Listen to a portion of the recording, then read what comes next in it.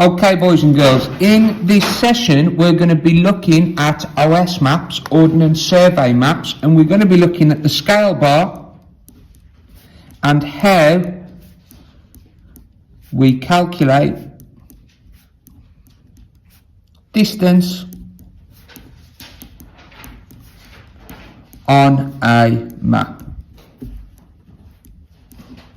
Okay, so if we look at this beautiful OS map, okay, by the seaside, we can see there's various human and physical features on there. So we've got the roads, we've got the river, we've got the beach, and we've got the sea.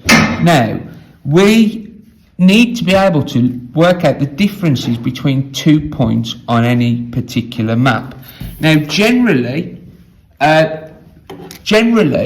each box on an OS map is 1 kilometre in width and depth. So this means if you travel the width of a box, you are probably going to be travelling, well, you are going to be travelling 1 kilometre.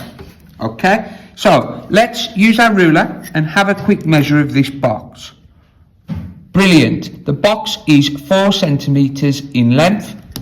So we know that each 1 centimetre is 1/4 of a kilometre. So let's put some calculations on here. 1 box equals 4 centimetres. 4 centimetres equals 1 kilometre. 1 centimetre equals 0.25 kilometres as a decimal, or 1/4 of a kilometre as a fraction. Alright, so let's measure some distances between places. If we go to grid reference, 6-figure grid reference 253064, we will be at the car park. Okay, so 253064, the car park. And I want us to travel east to the picnic site because I've got a picnic in the boot of my car and I want to eat it on a bench. So if we measure the distance between the two, it is 1 centimetre. So distance between car park and picnic site equals 1 centimetre, and we know 1 centimetre equals 0.25 kilometres, or 1/4 of a kilometre. Okay, and we could also say, put the direction on there, it's 0.25 kilometres to the east. Yeah, because you would have to walk or drive east to get to the picnic site. Let's do one more, just so we are aware. Okay, we're going to go from the car park now to the castle. We've had our dinner, we want to go and do some sightseeing. And the car park to the castle is 4 centimetres. So, 4 centimetres. So, car park to castle equals 4 cm. And we know that equals 1 kilometre. Alright, now that's straight line. How can we measure curved distance on a map? Well, there's 2 ways. The first one involves a bit of string. So if we want to measure the distance from the start of the river here to the end of the meander, we could start our string there and hold the string, pivoting it round as accurate as we can, following the path of the meander. So it will come to about there where my finger is. There it is, there's my finger. So if we measure that string, we can also mark the string if we want. If we measure that, we have got a distance of 11 centimetres.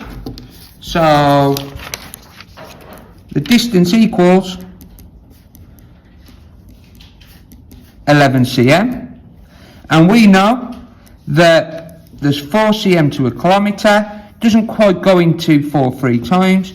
It works out to 3 and 3/4 km, or 3.75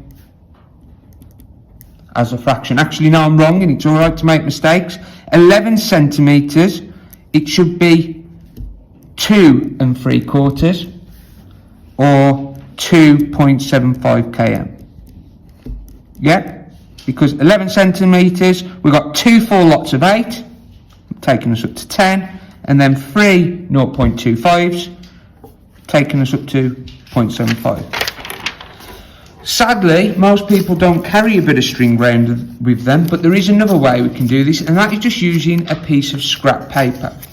Okay, so we're going to use the same principle. We're going to measure from here to the end of the meander. So we can hold the paper there and mark it, because we now need to change direction. We pivot, mark it, pivot, mark it, pivot round there, mark it, and pivot, and we'll measure to there, mark it. Okay, now that's give us a slightly lower reading of 10. There probably will be some variation. All right, you might want to recheck it yourself with the string. Perhaps we wasn't tight enough on the curve of the string, but that would be more than accurate enough, especially in an exam.